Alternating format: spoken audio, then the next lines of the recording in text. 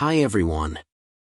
This is book summary to Everyone Deserves a Great Manager by Scott Jeffrey Miller, Todd Davis, and Victoria Roos Olsson.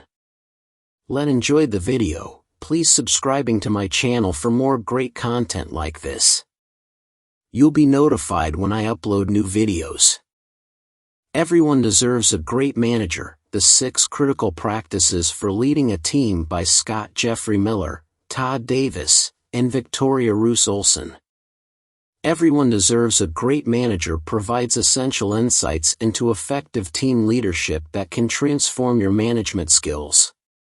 Dive into this book and discover the 6 critical practices that will elevate your leadership, driving your team to new heights of success. This book summary offers 6 practical, field-tested strategies for becoming an effective leader. Take them to heart, and you will become the kind of leader people will look up to instead of complaining about. Bitching about bosses is a favorite pastime. But what makes a manager great? Everyone Deserves a Great Manager provides business leaders with 6 crucial practices that will transform team members into high performers. Offering practical solutions, it fills in the gap many new managers encounter when they're promoted without receiving any leadership training. What makes a manager great? In this practical guide, Scott Miller and his co-authors, Todd David and Victoria Roos Olsson, all executives at Franklin Covey, enlighten and educate new managers on the best leadership practices. Miller goes through the mistakes he made on his way to becoming a seasoned manager and presents them as lessons learned. The authors present 6 easy-to-follow strategies that both novice and experienced managers can use to gain wisdom, efficiency, and greater productivity. Key takeaways. New managers should learn 6 pivotal management practices and seasoned managers should review them. Strategy 1. Develop a leader's mentality. Strategy 2. Routinely meet with each individual member of your team. Strategy 3. Organize your team for productivity, position it to achieve top results. Strategy 4. Make sure everyone on your team is receptive to and values feedback. Strategy 5. No matter what happens, your job is to guide each of your team members through events that affect them. Strategy 6. As a leader, you have limited time and energy, use them wisely. Introduction. Learn how to become the type of manager every employee hopes for. Congratulations! You've just been promoted to your first management role. Excited? You should be. The professional ambitions, workplace deliverables, and daily happiness of a whole team is now your responsibility. Intimidating, right? Well, don't worry. Your boss reckons you're up to the challenge. So why should it matter that you've never had any leadership training? Being a manager is a huge responsibility, but it's also an opportunity to help others thrive. Just think, you're in a position to foster talent, fuel success, and support your team through challenges. If you want your entire team to flourish, you'll need to develop your leadership skills, fast. These summaries explore 6 key practices that will transform you into the ideal manager. In these summaries, you'll learn why you should encourage your team to make mistakes. One thing you should never say to your employees, and the hard truth about burnout. Managers don't innately know how to lead well. When the author, Scott Jeffrey Miller, was just 27, he received one of the biggest wake-up calls of his career. After just 3 months in a sales job at the Covey Leadership Center, he was promoted to managing a team of client service coordinators. Miller was delighted, and determined to be the best leader ever. And to him, that meant producing staggeringly impressive outcomes. So the author announced some new rules. There were to be no personal appointments during work hours, and start and finish times would be monitored. He even asked the coordinator to check voicemails on her honeymoon. What was the result of these new rules? 3 weeks later, he was demoted because of his terrible management style. He may have been brilliant at sales, but he wasn't manager material yet. If you're a first-time manager, you probably started off a similar scenario, as a high performer who'd caught your boss's eye. One day, you were promoted internally, and suddenly found yourself responsible for a whole team of employees. If you think about it, this is pretty ludicrous. You wouldn't get on a plane being flown by an untrained pilot. So, why do employers think you'll have the skills to be a manager just because you were good at your job? Unfortunately, this is common practice in the business world. In fact, an article in the Harvard Business Review claimed that the average age of a first-time leader is 30, but that person won't get any leadership training for another 12 years. That's over a decade of flying in the dark and managing by trial and error. It's harrowing to think so many people are being led by managers without any official training. After all, employees' career growth, skills development, emotional well-being, and mental health are all affected by how their bosses lead. And the responsibilities of the role have a huge impact on you as leader, too. If you want to manage your own stress levels, take care of yourself and your team, and achieve those workplace goals, you need to know what you're doing. Whether you've been freshly promoted or you're a senior leader wanting to become more effective, the practices you will learn in the summaries ahead can serve as your foundation. They'll allow you to help your team thrive, without your job taking its toll on your health. Focus on your team's success, not your own. Carolyn, a colleague of the author's and a fellow salesperson, was the obvious choice when a leadership position opened up at her workplace. She was a high performer, consistently exceeding her sales targets each quarter. Upper management was excited about her team potentially doing the same. But they were bitterly disappointed. Carolyn's team didn't seem to be developing. And worse, they didn't trust her. What was going wrong? Carolyn was always trying to save the day. If it looked like a deal was slipping away during a client meeting, she'd swoop in, put her sales skills into action, and close the deal. She thought this was the right thing to do, because her focus was still on sales targets. Carolyn had forgotten that she wasn't in sales anymore. Her job now was to support her team. If you're a first-time leader, you might think it's your job to fix all the problems you encounter. But by taking over when things look precarious, you sabotage your team's opportunities to learn. Imagine how different things would have been for Carolyn's team if she'd let them make mistakes. Sure, they would have lost a few sales. But afterwards, Carolyn and her team could have explored what they could do differently next time. This would have helped team members develop their sales skills, improving results over time. And, perhaps most important, it would have shown the team that Carolyn trusted them, building their confidence. Stepping into the leadership role means changing your definition of results. Your results won't arise from your own work anymore, like Carolyn's impressive sales records. They'll arise from your team's achievements. So what does that mean, exactly? It means that your main focus must be supporting your team. If your team is developing and working well, you're doing your job properly. Your personal deliverables need to take a back seat, so you can prioritize your team's growth.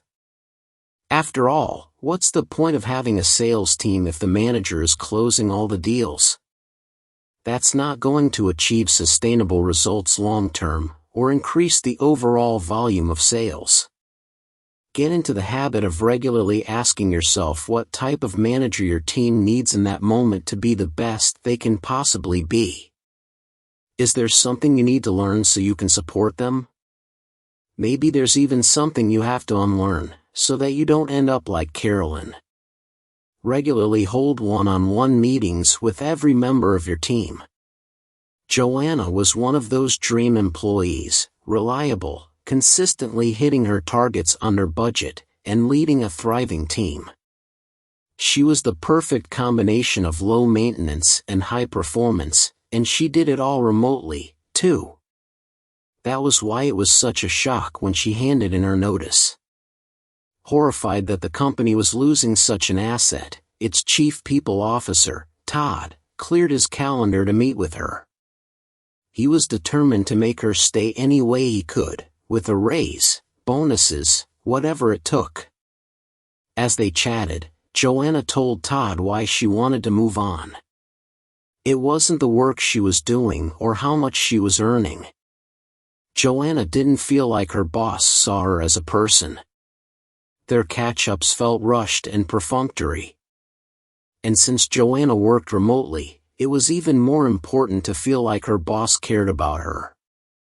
No one wants to feel like she's a cog in the machine. As a leader, it's your job to make your team members feel seen as people, individuals with professional ambitions, personal goals, and private lives. If you can do this, your employees' engagement levels will soar, improving their performance. The best way to achieve this is by holding regular one-on-one meetings with your team members. Don't use one-on-ones for project status updates. That'll just make your team feel like part of a production line that you're monitoring. Instead, use these meetings as a chance to provide individual coaching. If you've established trust with your team, you'll find that employees will feel comfortable raising all kinds of worries with you during their one-on-ones. These could be anything from needing help with their presentation skills to dealing with conflicts with colleagues.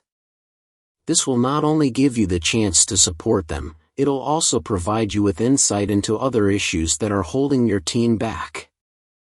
The most important thing for you to do during one-on-ones is listen. Don't jump into fixing mode, or use the meeting to share your own experiences. Remember, you're there to help your team grow. Keep your lips sealed until your team member has finished speaking. You can then work together to figure out a plan. Connect your team with the company's vision. How would you feel if your boss told you to do something without explaining why? Enthusiastic, or uninterested, and confused? Now, imagine you asked why that task was important. If your boss responded with, "Because I said so," would you feel any better? Or would you feel like a kid being ordered to eat his vegetables? When employees don't understand why the work they do is important, motivation plummets. They might carry out their tasks, but they won't have a sense of ownership over their work, so its quality will drop, and you'll waste time picking up the slack.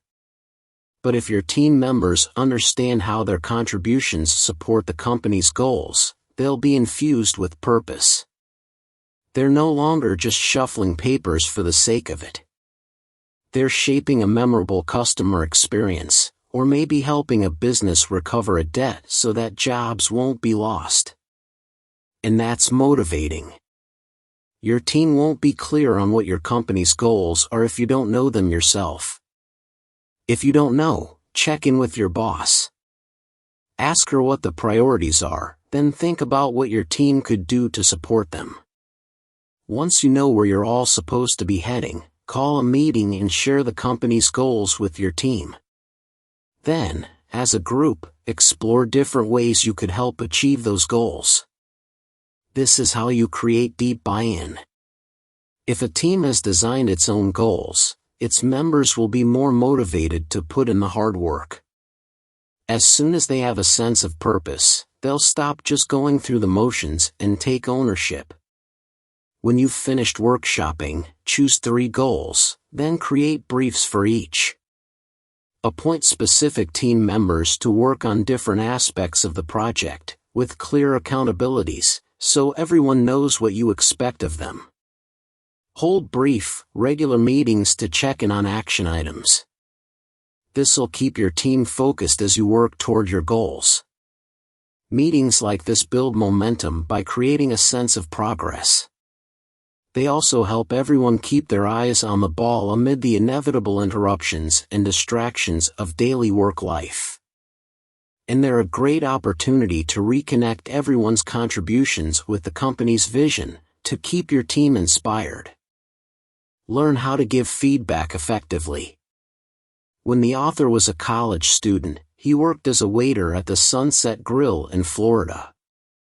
Always at memorizing orders, he'd whirl into the kitchen, make his demands, and have food on customers' tables in a flash. He finished every day laden with tips. But he made the kitchen staff stressed and his fellow servers resentful. The author's boss called him out on his behavior by handing him an index card that said he needed to improve his teamwork.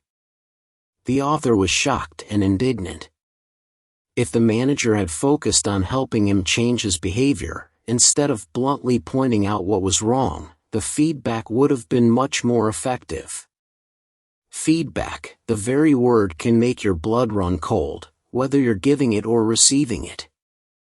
But if you're a manager, it's an inevitable part of your role. And unless you want to sabotage your employees' confidence and productivity by making a mess of your feedback sessions, you'll need to become an expert in it. Luckily, giving feedback is a learned skill, one you can develop to help every team member shine. Many managers think the purpose of feedback is to criticize or fix an employee. But it isn't. Its purpose is to guide people in developing their skills. There are two different ways you can do this. The first is by using reinforcing feedback, which highlights outstanding behaviors or contributions.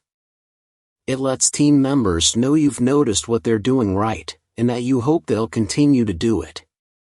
For instance, you might say, "Cameron, the way you've reorganized the data capture has simplified a confusing system. Well done." Then there's the more challenging redirecting feedback, which takes a lot of courage and restraint to do well. Sometimes, you'll need to tell a team member that he's not meeting your expectations. But instead of seeing this as giving criticism, think of it as believing an employee has the capacity to improve, and that, with your guidance, he will. Before you meet with your team member, plan out what you'll say, keeping any judgment out of it. You'll need to clearly identify the behavior you've noticed, and articulate what impact it's having on the team or project. When you communicate this to your team member, he'll react with anything from shame to aggression. Give him time to process these emotions, then work together to create a plan that will address his behavior. Become an expert at navigating change. Change. It's inevitable. Head office will initiate it, a client will demand it, or an economic shift will force it. And, as leader, you're there to support your team through whatever's going on. Leading a team through change doesn't just mean helping employees jump through the hoops of training programs or implementing new processes. It means exploring the emotional aspects of change as well. Many leaders ignore how their teams react to change, and that only increases stress and worry. This is the surest path to disaster, and to a huge drop in productivity. Workplace changes typically go through 4 phases, whether the change is using new sales software or merging with a competitor. An effective leader will guide her team through each phase as quickly as possible, to re-establish stability and productivity, sooner rather than later. In the first phase of change, your status quo is shattered. Everything's puttering along as usual, when, bam! The carpet's pulled out from under you. At this stage, no one will know exactly what's going to happen, so everyone will be anxious. Get your team together immediately and tell them change is on the way. Reassure them that you'll keep them informed as soon as you're updated. This will help your people feel supported, even if you're all in the dark together. The second phase causes panic. senior management announces the change and what it means. Anxiety runs rampant and performance deteriorates. As a leader, you need to gather all the information you can about how the change will affect your team, then develop an action plan to move your employees through the change. By asking for their input, you'll help them regain a reassuring sense of control. In the third phase, the dust settles, and the team accepts that the change is happening. You roll out your plan and your team starts learning to do things in a new way, like working in a new office space or taking on different responsibilities. During this time, put any non-essential projects on the back burner so people can find their feet. Once the change has been implemented, you've reached phase 4, adjusting to a new normal. Even if you don't think the change was for the best, you'll have emerged more resilient. You can use the knowledge you've gained the next time change knocks on your door.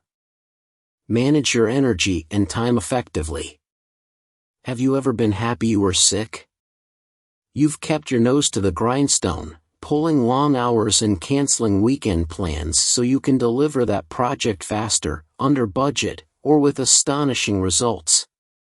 But then your body falls apart. You wind up with the flu, and your only choice is to crawl into bed. How nice, you think. You can finally do some binge watching and take afternoon naps. Most of us struggle to strike a work-life balance. In fact, business consultancy Gallup found that an astonishing 2/3 of the workforce suffers from professional burnout. That potentially means 2 out of every 3 people on your team. But you don't have to join this weary majority. By creating a plan that helps you thrive at work, maintain your relationships, and take care of yourself, you'll strike that elusive balance. Everyone's plan will look a little different, depending on personal commitments, lifestyles, and interests. But to work, your plan must manage 2 key areas. The first is energy. The key to high performance is understanding your body's natural energy rhythms. When do you feel fully charged and ready to go? When do you hit a slump? Pay attention to the rise and fall of your energy levels and see whether there's a pattern. Then, plan your work according to your energy. Use your peak hours for work that needs your full focus, and leave more procedural tasks for times when your batteries naturally run low. That way, you'll get more done, reducing the risk of late nights in the office. Next, learn to manage your time. It's easy for managers to get swamped with tasks. From project deliverables to supporting team members, the day can slip through your fingers. And that's why it's crucial that you learn how to say no to any tasks that don't align with your core priorities. To find out what your core priorities are, ask yourself what kind of leader you want to be. For example, do you want to help everyone on your team advance their careers? Maybe you want to make innovation flourish. Whatever's at the heart of your leadership, use it to evaluate each request that comes your way. If that request supports your priorities, say yes wholeheartedly. If it doesn't, say no. Doing this will keep you firmly on the path that leads to what you care about most. Summary. New managers should learn 6 pivotal management practices and seasoned managers should review them. Scott Miller admits his management style was all wrong when he was 3 months into his new job at the Covey Leadership Center, now Franklin Covey. When he started, at age 27, he monitored when his team members arrived at work and when they left. He forbade them to waste even a minute of the workday on personal matters. Miller insisted that one employee review her colleague's voicemails during her honeymoon and report anything suspicious back to him. During this period, the author says he was tyrannical and a nightmare. Miller eventually outgrew his boorish behavior and became an admirable, effective, and accomplished manager. On the way, he learned significant lessons about leadership, including 6 pivotal management strategies. In the olden days, first-level leaders had multiple managers above them who had steadily climbed the leadership ladder, accumulating experience along the way. Having reduced their management ranks, companies now have fewer experienced managers to teach new managers how to do their jobs. However, you can become an excellent manager by following 6 practical, field-tested strategies. Strategy 1. Develop a leader's mentality. What is your mindset? Do you understand your thinking processes? Leaders must be aware of how and why they think as they do. Make sure your suppositions are accurate and realistic. If you discover you're wrong, change your mind quickly. Shifting your beliefs isn't easy, but you can't become a great manager by clinging to incorrect information or biased thinking. Franklin Covey's See-Do-Get cycle offers a mental framework for navigating change and developing the behaviors that accompany the transition to becoming a better leader. C. The way you see things governs your behavior. Your results depend on how you act in response to your perceptions. Do. Pay attention to how you behave, act with deliberation. Get. Identify the important goals you want to reach. Within this mental framework, the C component carries the most weight. To achieve true, long-range results, you must adapt your mindset to the reality around you. You must see situations clearly and operate accordingly. Fundamentally, becoming a leader will require you to let go of some of the skills and mindsets that made you successful as an individual contributor. Most people get promoted to management because they are successful individual producers. This is particularly true for former sales superstars who become sales managers. However, highly competitive performers often have a zero-sum mentality: I win, they lose. This mindset doesn't work for managers. When you become a manager, you have to put your team's results first. Strategy 2. Routinely meet with each individual member of your team. Engage your team members through one-on-one meetings where you can inspire each individual.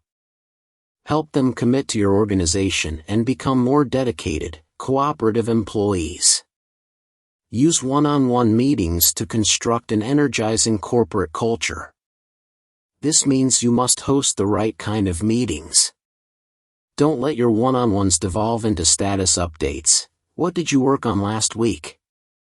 What are you working on this week? Great. Next.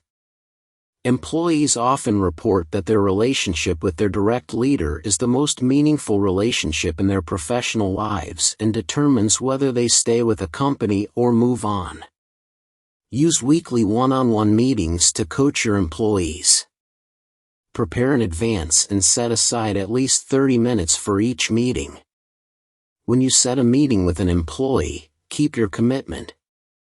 Try not to cancel or change his or her scheduled date or time. To incorporate this practice into your daily management routine, use your planning calendar to schedule your one-on-one meetings with team members. Ask effective coaching questions during these meetings. After a few sessions, ask for feedback. Does the person consider the meetings worthwhile? How can you make them better? Strategy 3. Organize your team for productivity. Position it to achieve top results. Too many managers micromanage. They constantly tell their team members exactly what to do and how they do it. Often, these do-it-for-them managers jump in at the first sign of trouble and take over. This stifles initiative and creativity, and undercuts productivity. Learn to delegate. Trust your people to handle their assignments professionally. If people are doing their jobs solely because their boss told them to, it sucks engagement right out of a team. Don't set goals for your team. Work with individual team members to plan their own goals and work activities. To incorporate this practice into your daily management routine. Meet with your boss to discuss your pivotal professional goals and how you and your team can achieve them. This will spur a discussion of the goals your manager wants your team to meet and how. Assemble your team members to discuss these goals and how they fit into the overall organization's targets. Develop a team scoreboard that highlights these goals. Delegate someone to update it regularly. Assign stretch tasks and goals to your team members to help them develop their abilities. Celebrate all team victories. Strategy 4. Make sure everyone on your team is receptive to and values feedback. Few activities are as valuable as giving and receiving objective feedback.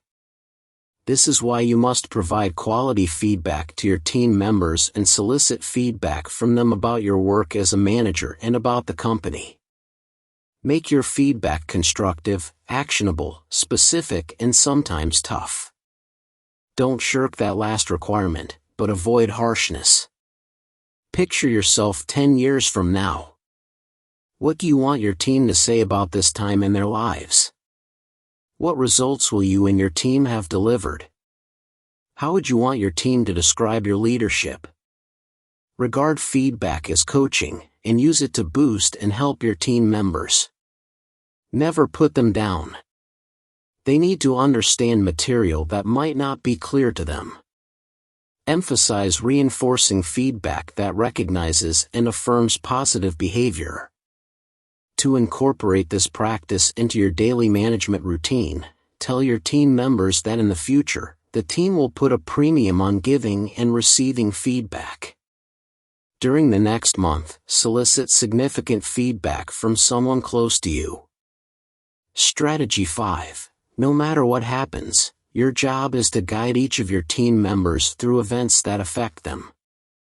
MIT's Peter Senge explains, people don't resist change, they resist being changed. Change is constant and ubiquitous. It may include promoting or laying off employees, bringing in new leaders, merging with another company, or coping with new software and work requirements. If you have the common mindset of achieving results on your own, it's important to accept once and for all that your work isn't just about you anymore, it's about them. Prepare your people for change and guide them through its hazards and opportunities, including corporate change initiatives. No matter what change brings, help your team remain productive. The Franklin Covey change model helps managers understand the stages and managerial ramifications of change as they move through its 4 zones. Zone of status quo, this is the business as usual zone. For now, change is theoretical. Zone of disruption, people begin to feel stressed as change becomes imminent. Zone of adoption, due to change, people must do things differently. Zone of better performance, the hope is that change and the way people adapt to it will lead to improved results. To incorporate this practice into your daily management routine. If you have serious questions about an upcoming change initiative, speak with your manager to gain a better understanding of the logic behind the new plan. Meet often with individual teammates. Update them and reassure them about change issues. Create a scoreboard highlighting the achievements of your team members as they work through the change initiative. Celebrate when your team scores an early change initiative win. Strategy 6. As a leader, you have limited time and energy, use them wisely. Gallup reports that almost 2/3 of workers worry about professional burnout. Does this include you or your team members? Once you start to notice any highs and lows in your energy levels, ask yourself why. To boost your energy level and theirs, tap into 5 energy drivers. The amount of energy you have during your waking hours depends on these factors. Sleep, everyone needs at least 7 hours of good sleep nightly. You can't expect to move magically from 100% activity to immediate, restful sleep. Establish a firm boundary separating your activity time from your sleep time. Instead of staying super busy right up until you turn off the lights, practice yoga and meditation to help calm you for sleep. Relax. If you are under stress, it's hard to relax. Does your lifestyle reduce or promote stress? What are your coping mechanisms? Binge watching television or indulging in a gaming marathon won't relax you. These activities drain your energy. Try something restful during the day by engaging in mental mini breaks. Breathe deeply to oxygenate your system. This makes you feel good and builds your energy. Keeping your mind active is a positive way to build energy. Always keep learning. Connect. Do you have meaningful relationships that sustain you at work and home? If not, try to establish new connections. One good way to build connections is to volunteer your time for a worthy cause. This will boost your mental, psychological, and emotional health and help you meet new people. Become proactive about the quality of your friends. Seek out people who make you feel good, not bad. Move. Do you move around enough during the day? Do you exercise? Or do you spend most of your time sitting in front of computer screens or curled up on the couch watching TV? Lack of movement is a recipe for an energy and health disaster. Exercising will become easier if you regard it as a luxury, something you get the opportunity to do, and not as an unpleasant burden or something you must do. You don't need to join an expensive gym. If you're proactive, you can keep moving in little ways all day. Exercise will sustain your energy. Periodically, get up from your chair and move around. Do quick exercises, like squats. Find the aerobic exercise you most enjoy, walking, running, playing tennis, swimming, and pump up your pulse. Eat. Do you eat good, nutritious, wholesome food that sustains you and supplies you with the energy you need? Or are you a junk food junkie?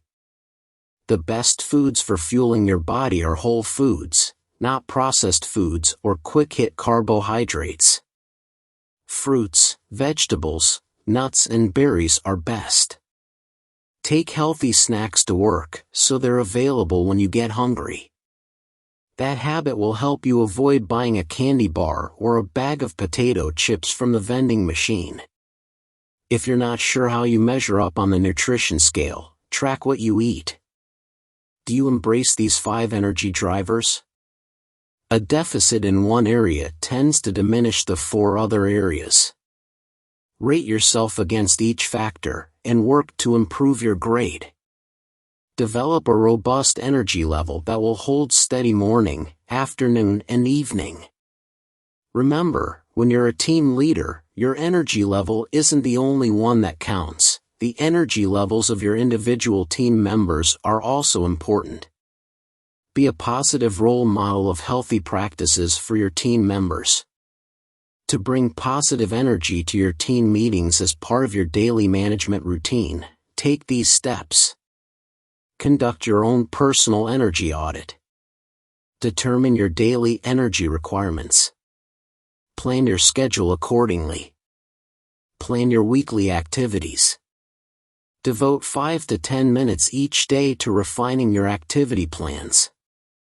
Boost the energy levels of your meetings. Don't try to take on all 6 practices immediately. Work on them little by little.